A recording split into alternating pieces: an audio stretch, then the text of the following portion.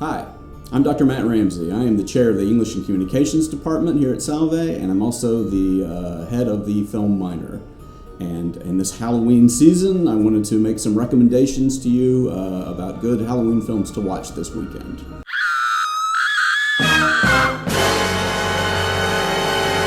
So in no particular order, I'm going to give you a list of some Halloween films that you might not be familiar with. I'm going to start with The Babadook, which is an Australian horror film from 2014. It is the story of a mother who is concerned about her son and his strange behavior and his very creepy book that he has become attached to. What's interesting about The Babadook is that it is directed by a female director. Horror films is a place where you can really get a lot of female directors working in the industry. And another female-directed Halloween film that I think you should check out is called A Girl Walks Home Alone at Night. It is described as the first Iranian vampire western.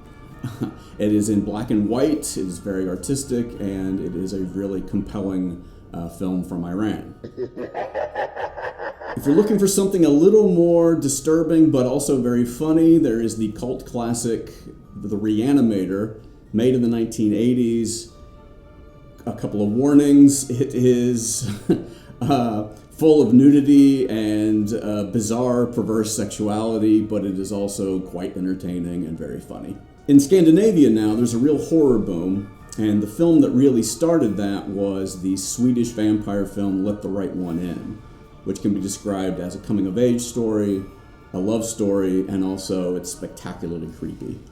If you're looking for something a little more off the beaten track, you should check out The Witch, which is a 2015 horror indie film filmed in Canada but set in Massachusetts.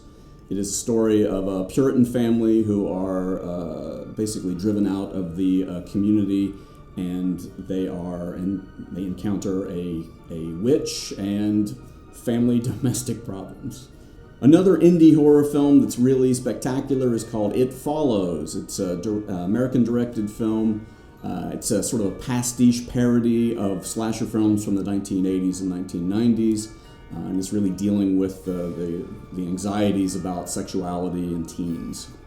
I could, of course, have recommended the classics, The Exorcist, Rosemary's Baby, Alien, The Haunting, but as a film studies professor, I like to expose students to things they don't normally get any kind of exposure to. So check these movies out. You might also think about taking my horror and gender class in the spring. Happy Halloween.